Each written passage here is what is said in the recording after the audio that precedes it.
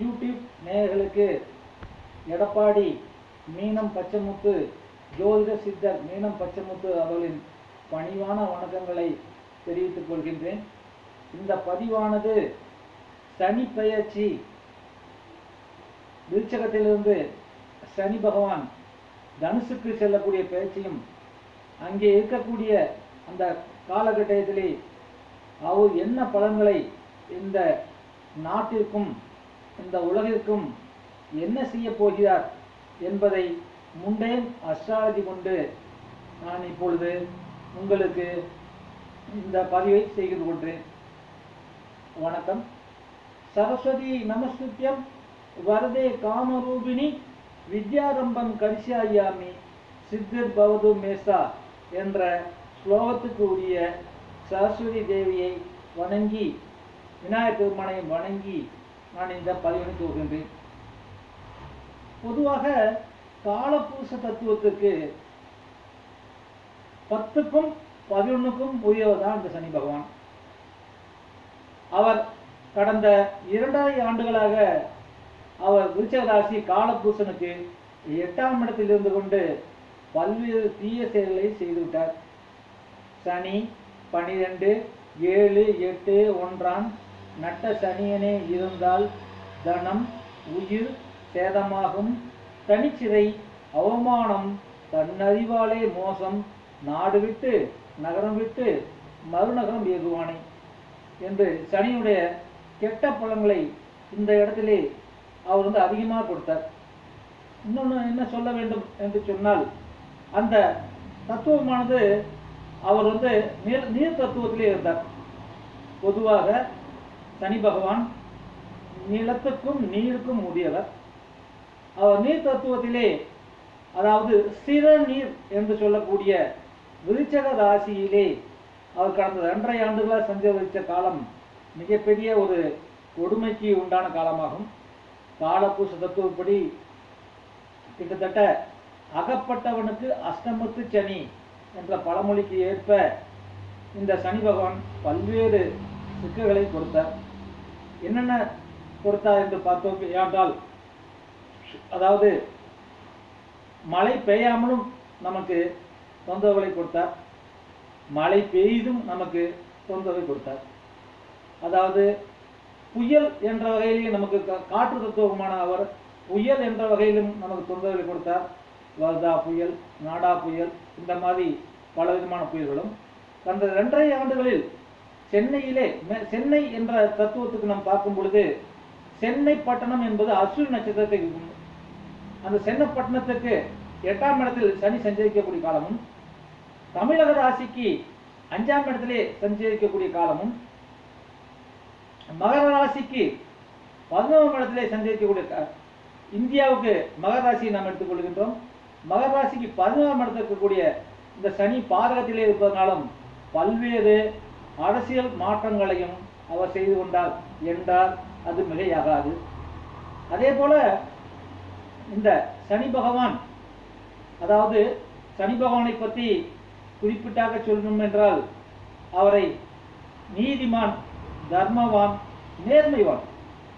பொதுவாக அவரை பற்றி நாம் சொல்ல வேண்டும் என்று சொன்னால், சத்தியம், தர்மம், நீதி இவைகளுக்கு எடுத்துக்காட்டாக விளங்குவதுதான் அவர் சனி பகவான்.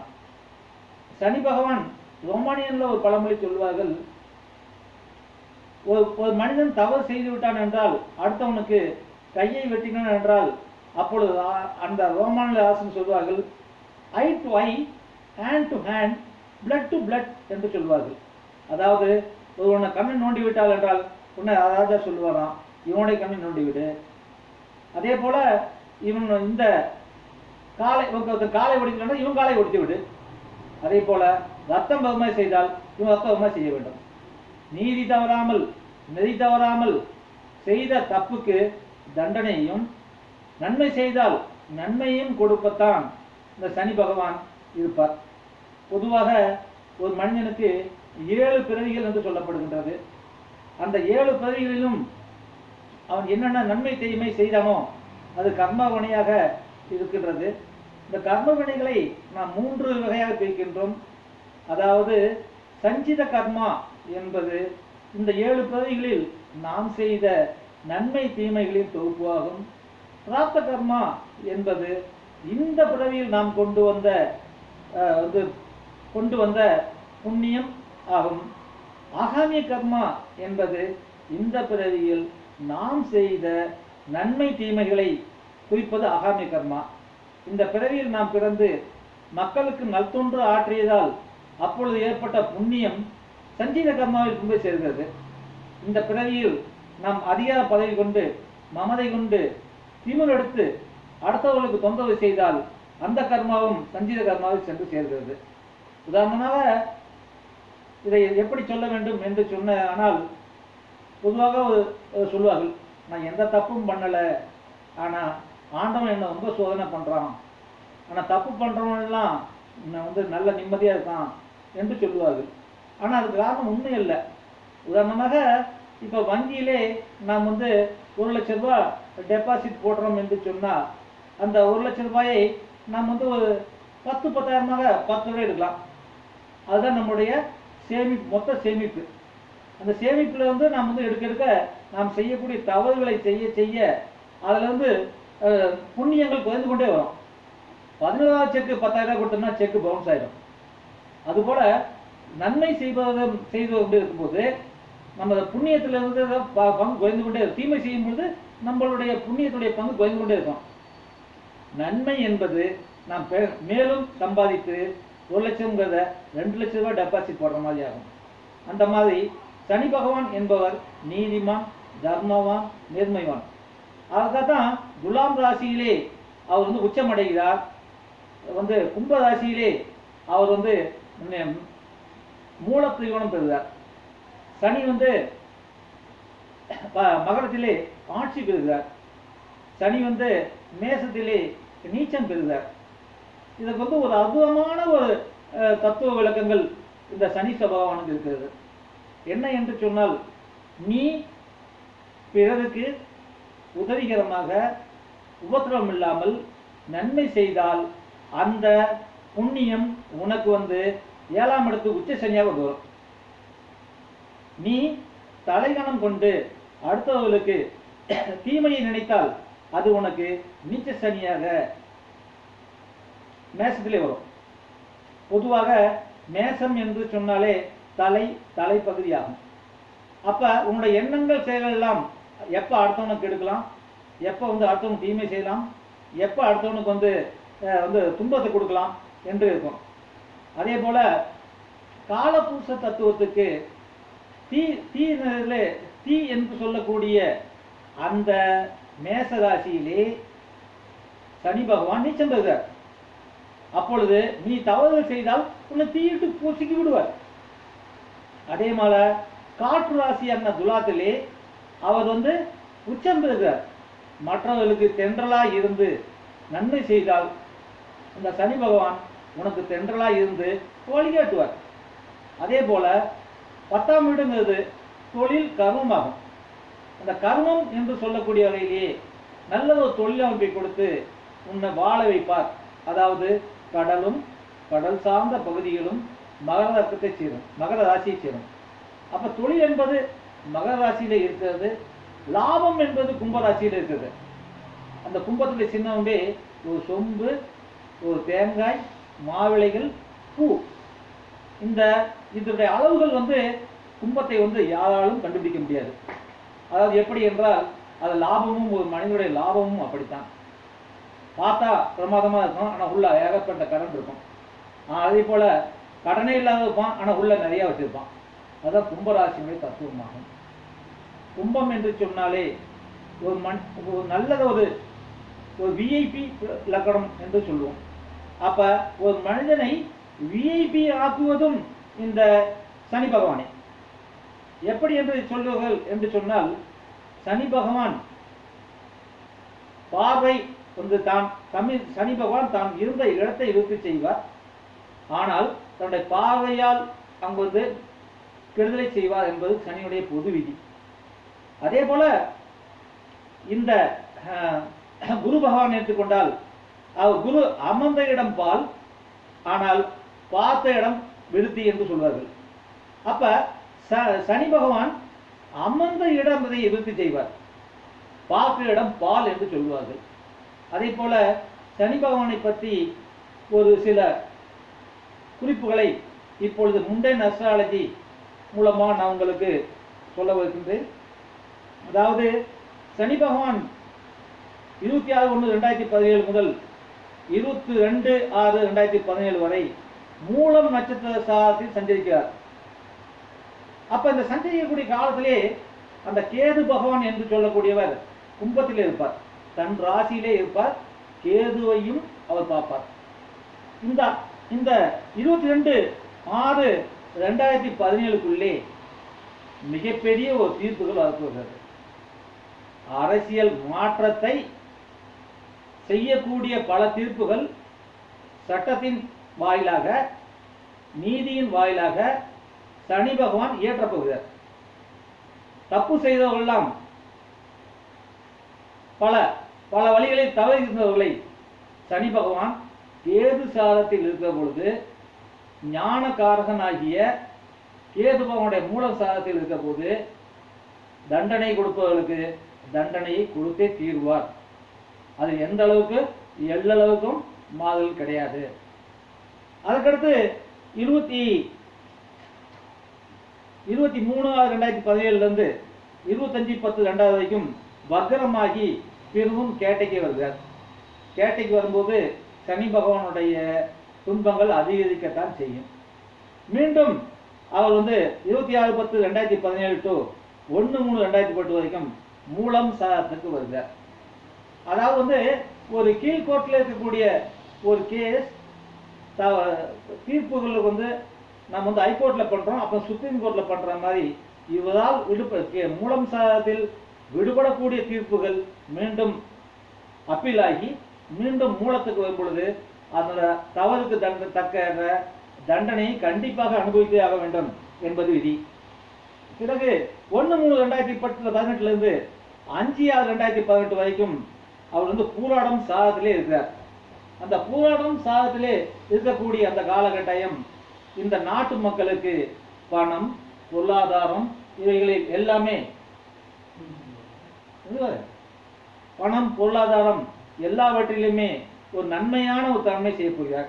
அதற்கு அடுத்தது மூலம் நட்சத்திரத்திலே மீண்டும் வக்ரமாகி 6/6/2018 டு 26/11/2018 வரைக்கும் மூலத்தை மீண்டும் சஞ்சரிப்பார். அதன் பிறகு பூராடம் சாரத்தில் 26/11/2018 இருந்தும் 25/12/2019 வரைக்கும் சந்திக்கிறார்.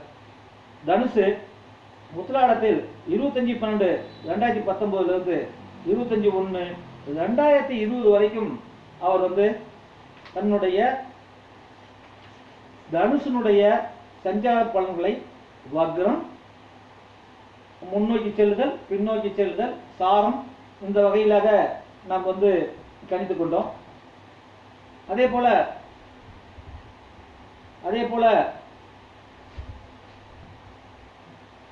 காலபுருஷ தத்துவப்படி சனி பகவான் பார்த்தோம். அதே போல காலபுருஷனுக்கு தமிழ்நாட்டில் இந்த உலகத்திலே மொத்தம் 720 கோடி பேர் இருக்கிறார்கள். 720 கோடி பேருக்கும் ஒரு ராசிக்கு 60 கோடி பேர் வச்சுக்கலாம். இந்தியாவிலே மட்டும் எடுத்துக்கொண்டால் 130 கோடி பேர் இருக்கிறார்கள். ஒரு ராசிக்கு சற்றேறக்குறைய 10.25 கோடி பேர் இருக்கிறார்கள். இந்த 10.25 கோடி பேர்களுக்கும் இந்த ராசி பலன்கள் பொதுவானது. அதே போல இந்த சனீஸ்வர பகவானை பார்ப்பது இந்த பார்வை பலனை எடுத்துக்கொண்டால் ஒரு பார்வை இல்லை. அவர் சனி பகவான் கேது பார்வை மட்டுமே, கேது பேச்சாத வரைக்கும் பார்க்க போகிறார். எந்த ஒரு கிரகமுமே இந்த சனி கிரகத்தை பார்வை செய்யவில்லை. ராஜகிரகங்கள் என்று சொல்லக்கூடிய குரு, சனி, ராகு, கேது யாருமே இந்த 2.5 ஆண்டுகளும் பார்க்க போவதில்லை. கேது மட்டுமே பார்வை செய்கிறார். சனி பற்றிய சில பழமொழிகளை பார்ப்போம். சனி நீராடு, ஒவ்வொரு சனிக்கிழமையும் நாம் நீராடு என்று சொல்லுகின்றோம். அடுத்தது சனிக்கிழமைகளில் எண்ணெய் தேய்த்து குளிப்பது என்பது மிகப்பெரிய நல்ல பலனை கொடுக்கும். வைத்தியத்திற்கு கொடுப்பதை வாணியனுக்கு கொடு என்று சொன்னார்கள். அது வாணியன் என்றால் எண்ணெய்க்கு கொடு என்று சொன்னார்கள். சனிப்பிணம் தனி போகாது. சனிக்கிழமை இறந்து விட்டால் ஒரு கோழி குஞ்சு ஏதாவது ஒன்று போட்டு பிணத்தில் பாடையில் கட்டி அனுப்புவது வழக்கம். சனிப்பிணம் தனியாக போகாது, கூட ஒரு உயிர் கொண்டு போகிடும் என்று சொல்வார்கள். அடுத்தது, சனி கொடுப்பின் எவ தடுப்பார்? இருக்கிற நவகிரகங்களிலே ஈஸ்வர பட்டம் வாங்கினவர் சனீஸ்வர பகவான் மட்டுமே. அவர் மனிதனுக்கு கொடுக்க ஆரம்பித்து விட்டால் அதை தடுப்பதற்கு எந்த சக்தியாலும் கிடையாது. சனி கொடுப்பின் எவ தடுப்பார்? அதே போல அஷ்டமத்து சனி புட்டத்து துணியையும் பிடுங்கி விட்டதாம். 8ஆம் இடத்தில் இருக்கிறதுலேயே அஷ்டமத்து சனி தான் மிகவும் ஒரு மோசமான ஒரு காலமாகும். அதாவது எப்படி சொல்லுவென்றால், அகப்பட்டவனுக்கு அஷ்டமத்து சனி என்று சொல்லுவார்கள். இதை ஒரு கிராமத்து வழக்கில் ஒரு பழமொழியாக சொல்வார்கள். என்ன சொல்வார்கள் என்று சொன்னால், சந்தைக்கியாக என்று போனாங்களாம். அவங்க ஒருத்தர் கல்லால் அடிச்சுக்கிட்டாங்களாம், அப்போ செருப்பால் அடிச்சுக்கிட்டாங்களாம். சந்தையா அப்பமேலு அந்த செருப்பு யார் தலையில் போய் விழுந்துச்சு அப்படின்னாக்கா, சந்தைக்கு காய்கறி வாங்க போனேன், அஷ்டமத்து சனி பிடிச்சவனுடைய காலில் தான் போய் தலையில் போய் விழுந்துச்சான் என்று சொல்லுவாங்க. அதாவது செய்யாத தவறுக்கு தண்டனை அனுபவித்தல் ஆறில் சனி முடிச்சு விடும். அதாவது சனி 6ல் இருக்க போது ஒரு கொலையை செஞ்சு கூட அவன் வெளியே வந்துடுவான். ஆனால் 8ஆம் இடத்துக்கு வரும்போது செய்த கொலைக்கு வட்டி, அபராதம், பீனல் வட்டி இவையெல்லாம் போட்டு மொத்தத்தையும் கொடுக்கறது தான் அஷ்டமத்து சனி. அதே போல சனி பிடித்தாலும் சனி பிடித்தால் சனியும் பிடித்த மாதிரி, மூக்கில் சளி பிடிச்சா சனியும் பிடிச்ச மாதிரி. ஜென்ம சனி மூக்கது போட வைக்கும். ஜென்மத்து சனி மூக்கது போட வைக்கும். அதுக்கடுத்தது பஞ்சம சனி பஞ்சாய் பறக்க வைக்கும். பஞ்சம சனி இருக்க போது பஞ்சாய் பறக்க வைக்கும். அதே போல 2ல் சனி நிகழ்கின்ற 2 மனைவி நஷ்டம், நெசஞ்சன்னம், 8க்கு உயிர் சேதம், தொலைகின்ற 12 தொலையுமடா மாடாடு துன்பம் சொல்லே என்று புலிப்பாணி சொல்லுகின்றார். அப்ப 2ஆம் இடத்தில் சனி இருக்க இரு குடும்ப வாழ்க்கை என்று சொல்லுகின்றார். அதே போல அவன் பார் என்னை என்னை பிடிச்சி ஜென்ம சனி பிடிச்ச மாதிரி என்னை பிடிச்சி பாடா படுத்தான் என்று சொல்வார்கள். சனி என்றாலே தடை அல்லது துக்கம் என்று பொருள் கொள்ள வேண்டும். அதே போல சனி பார்க்க குடிசை கோபுரமாகும். சனி நல்ல பாதை கொண்டு பார்க்க, நல்ல இடத்திலிருந்து பார்க்க, கெட்ட இடத்திலிருந்து பார்க்க கோபுரம் குடிசையாகும். அதே போல சனி பார்க்க மச்சு வீடு குச்சி வீடாகும், குச்சி வீடு மச்சு வீடாகும். அதே போல சனி ஓரை, சனி ஓரையில் கெட்ட ஓரை எல்லாத்தையும் ஒதுக்கக்கூடிய காலம். ஆனால் அதுலேயும் ஒரு நன்மை மட்டும் இருக்குது. கடனை அடைப்பதற்கு சனி ஓரையில் கொடுத்து ஒரு பகுதியை அடைச்சால் கடன் சீக்கிரமாக நீங்கிவிடும்.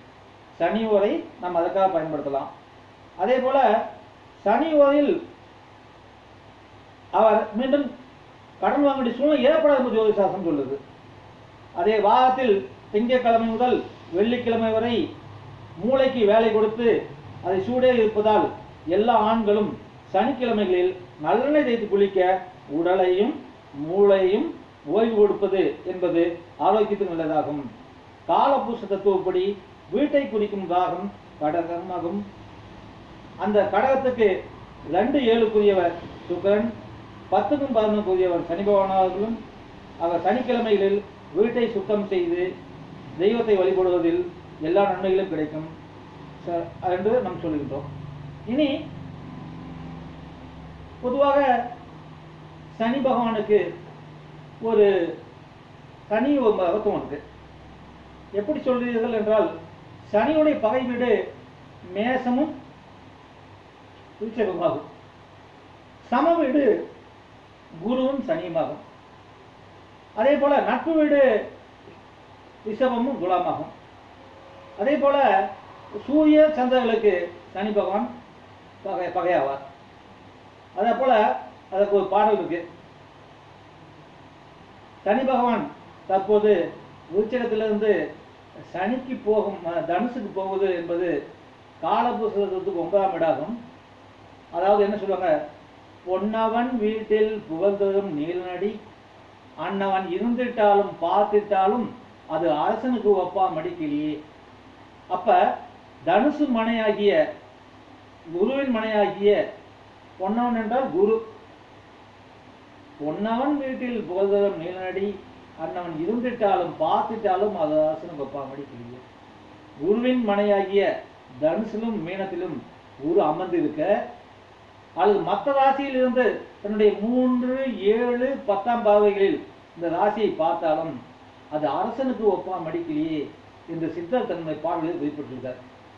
அப்ப இந்த இந்த குரு அப்படின்னு சொல்லக்கூடிய காலத்துல சனி பகவான் இருக்கக்கூடிய அவ்வளவு காலம் நன்மையே செய்வார் என்று நாம் பார்த்துக்கொள்வோம். புலிப்பாணி சொல்லுகிறார், மேச லக்கணத்தில் ஜனித்த பேருக்கு கெடுதிகள் மிக்க செய்வான் அப்பா கதிரோன் பிள்ளை, ஆளப்பா அகமும் பொருளும் அவன் நிலமும் ஈந்தால் அவன் விதியும் குறையுமட அன்பாய் கேளு, அப்பனே குடிநாதன் ஒழிப்பாரு, கேந்திரமும் கூடாதப்பா கொடும் பல்லை எடுத்து சொல்லு, திரிகோணத்தில் நிற்க நன்று ஆறப்பா போவடை கடாச்சத்தாலே அப்பனே புலிப்பாணி பாடியேனே என்று பாதாதிபதி என்று சொல்லக்கூடிய இந்த மேச லக்கணத்துக்கு காலபூச தத்துவத்திற்கு இந்த சனி பகவான் இவ்வளவு நாள 2.5 ஆண்டுல கஷ்டத்தை கொடுத்த விருச்சத்துக்கு கஷ்டத்தை கொடுத்த சனி பகவான் தனுசு மனைக்கு அவர் நல்லதை செய்ய போகிறார். 9ஆம் இடம் காலபூசன் எடுத்துக்கிட்டாலும் குருமனை என்பதாலும் அவர் பார்வையை இந்த தனுசுல இருக்கிறதை கெட்ட பார்வை என்று எடுக்க வேண்டியதில்லை, நல்ல பார்வையாக எடுத்துக்கலாம். இதுல சனியுடைய பார்வைகள் அத்தனையுமே தீங்குதான் செய்யும் என்று பல்வேறு ஜோதிடர்கள் சொல்வார்கள், ஜோதிட நூலும் சொல்லுகின்றன. ஆனால் ஓபி லட்சுமி நரசிம்மாச்சாரியார் எழுதிய ஆனந்த விகடன் பதிப்பகத்துல ஜாதக சாகரம் பார்ட் 3ல இதை பத்தி மிக அழகாக எழுதியிருக்கின்றார். சனி திரிகோணத்தில் இருக்க அவன் பார்வை நல்லதே செய்வார். புலிப்பாணியும் அதே சொல்லுகிறார். பாதகாதிபதியை கூட சனி பகவான் 1, 4, 7, 10 இருந்தால் தீமை செய்வார் என்றும், அவர் திரிகோணம் 1, 5, 9 இருக்க ஒரு நன்மை தான் செய்வார் என்று சனி பகவானை நாம் சொல்லுகின்றார். இனி இந்த கடந்த 2.5 ஆண்டுகளாக ஏன் இந்த பிரச்சனைகளை ஏற்படுத்தியது, ஏன் இந்த கஷ்டங்களை நமக்கு கொடுத்தார் என்பதை நாம் கொஞ்சம் இப்பொழுது பார்ப்போம். அதாவது விருச்சிக ராசி என்று சொல்லக்கூடிய முண்டேன் அஸ்ட்ராலஜிக்கு நம்ம போகிறோம். விருச்சிக ராசி என்று சொல்லக்கூடிய தேனி மாவட்டம், திண்டுக்கல் மாவட்டம், திண்டுக்கல் மாவட்டத்தின் ஒரு பகுதி, மேற்கு மத்திய பகுதி, கோவையின் மாவட்டத்தின் தெற்கு பகுதி, ஈரோடு மாவட்டத்தின் தெற்கு பகுதி, நார்வே இது உலகநாடுகள், மொராக்கோ, ஸ்வீடன், பிரேசில், சிரியாவின் வடபகுதி, குயின்லாந்து, பின்லாந்து, இது உலகத்தின் பகுதிகள். இந்தியாவில் எடுத்துக்கொண்டோம் என்றால் பரோடா, அகமதாபாத், நாக்பூர், மேற்கு மத்திய பிரதேசம், தெலுங்கானா, வட இலங்கை,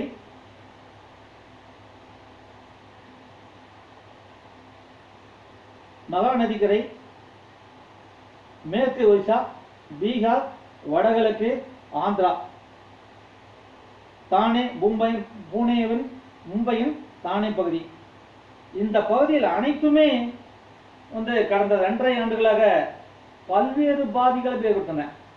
நான் ஏற்கனவே சொன்னேன், சென்னை பட்டணம் என்று சொல்லக்கூடிய அஸ்வின் நட்சத்திரத்தை கொண்ட சே அப்படிங்கிற பேர் நாம எழுத்துக்களுக்கு, யாப்பியம் என்ற பேர் நாம எழுத்துக்கு, மேசராசியன் அஸ்வின் நட்சத்திரத்துக்கு 8ஆம் இடத்தில் சஞ்சரிக்கக்கூடிய இந்த காலம் தமிழ்நாட்டில் கடந்த 2.5 ஆண்டுகளாக பல்வேறு சிக்கல்கள், 110 வருடங்களாக பெய்யாத மழை கடந்த ஆண்டு டிசம்பர் மாதத்திலே பெய்து பலவிதமான கஷ்டங்களை கொடுத்தது. அதே போல இந்த மாபெரும் தலைவர் ஜெயலலிதா அவர்களை இழக்கவும் செய்தது. அதே போல இன்னும் பல்வேறு பிரச்சனைகள். இந்த சனி பகவான் 8ஆம் இடத்திலிருந்து 7ஆம் இடத்தை பார்த்தார், அதாவது ரிஷபத்தை பார்த்தார். மோடி அவர்கள் திடீரென்று அறிவித்து டிமானிட்டைசேஷன் 500 ரூபாய் 1000 ரூபாய் செல்லாது என்று தனஸ்தானத்தை பார்த்ததனால் அது செல்லாது என்று சொன்னார். அதே மாதிரி தொழில்கள் அத்தனையும் முடங்கிவிட்டது. 10ஆம் பாவத்தை சனி பார்த்ததால் அனைத்து தொழில்களும் முடங்கிவிட்டன. பணமே இல்லை, எல்லா பணத்தையும் பேங்க்ல வாங்கிட்டாங்க. எந்த தொழில் பண்றது? தொழில் இல்லை. அதே போல 10ஆம் பார்வையாக எடுத்துக்கொண்டோம் அப்படின்னாக்கா சுகஸ்தானம் கடகராசியை பார்த்தார். அப்ப அந்த சரத்தன்மையை பார்க்கிறார். சிரராசியிலிருந்து சனி பகவான் 10ஆம் பார்வையாக 7, 8, 9, 10 சாரி வந்து சிம்மத்தை பார்த்தார். சிம்மத்தை பார்க்கும்போது தன்னுடைய 10ஆம் பார்வையை பார்க்கும்போது அரசியல் பல குழப்பங்கள், அரசியல் நெருக்கடிகள், இந்த மாதிரியான சூழ்நிலாம் இருந்து கொடுத்தார். இந்த 8ஆம் பாவத்தில் இருக்கக்கூடிய இந்த பிரச்சனைகளை கொடுத்தார் முண்டையன் அஸ்ட்ராலஜியில். இன்னொன்று நல்லா சொல்ல போனாக்கா இதுல இன்னொரு முக்கியமான ஒரு சமாச்சாரம் என்று சொன்னோம்னாக்கா இந்த இந்த கடந்த 2.5 ஆண்டுகள்ல காவேரி பிரச்சனை கோர்ட்டில் வழக்குகள் வந்தது. திடீரென்று காவேரி வாரியம் அமைப்போம் என்று மத்திய அரசு ஒத்துக்கொண்டது. பிறகு என்ன செய்தது? நாங்கள் பண்ண முடியாது என்று அதை வாபஸ் வாங்கிது. அதற்கு காரணம் இந்த சனி பகவான் தான். அதே போல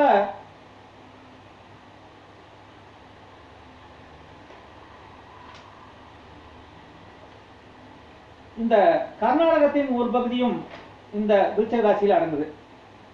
அதாவது கோவை மாவட்டத்தின் ஒரு பகுதி, திண்டுக்கல், பொள்ளாச்சி, மிகப்பெரிய காய்கறி சந்தை, வால்பாறை, மிளகு, ஒட்டஞ்சத்திரம் காய்கறி சந்தை, இவை அனைத்திலையுமே பல சிக்கல்களை உண்டாக்குகிறது.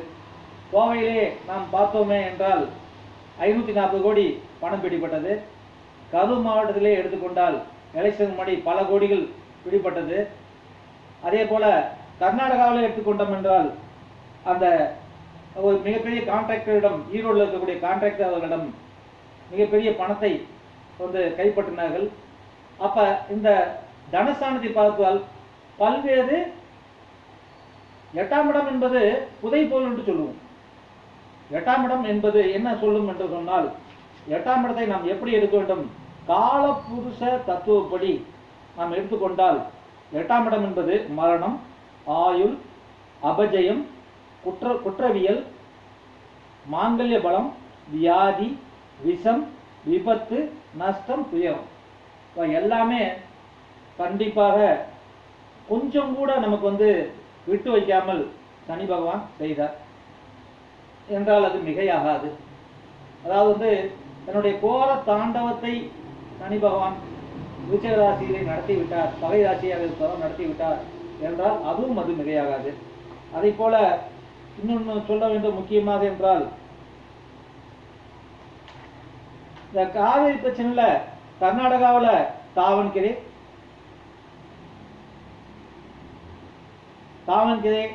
இதுல கலாட்டாவா இருந்து ஒரு 45 நாளாக பஸ்ஸே ஓடல. ஒசூர் டு பெங்களூர், தமிழ்நாடு டு பெங்களூருக்கு டச் இல்லாமல் போயிடுச்சு. அதே போல இந்த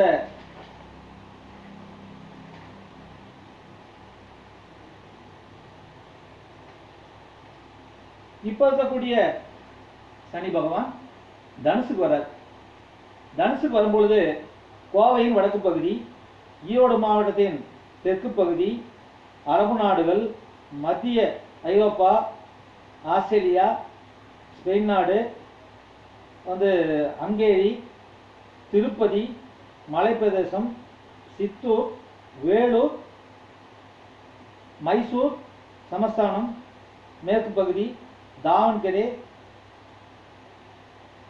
துங்கபத்ரா நதிக்கரை, தெற்கு இலங்கை பகுதி, திருவனந்தபுரம், தமிழ்நாட்டின் தென்கிழக்கு பகுதி, கடற்கரை பகுதி, இவளை எல்லாமே இருந்த சிக்கல்கள் நீங்கி ஒரு நன்மையான காலத்தை அவர் கொடுப்பதற்கு சனீஸ்வர பகவான் நமக்கு தயாராக இருப்பார்.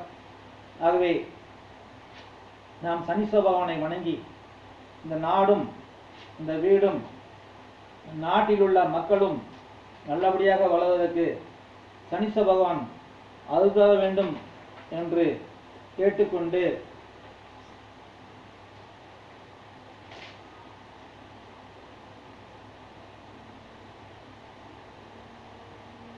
காகத்வஜாய வித்மகே கர்க்ககஸ்தாய தீமகி தன்னோ மந்த பிரஜோதயாத் என்று சனீஸ்வர பகவானை வணங்கி இந்த பதிவுகளை இத்தோடு நாம் முடித்துக் கொள்கின்றோம்.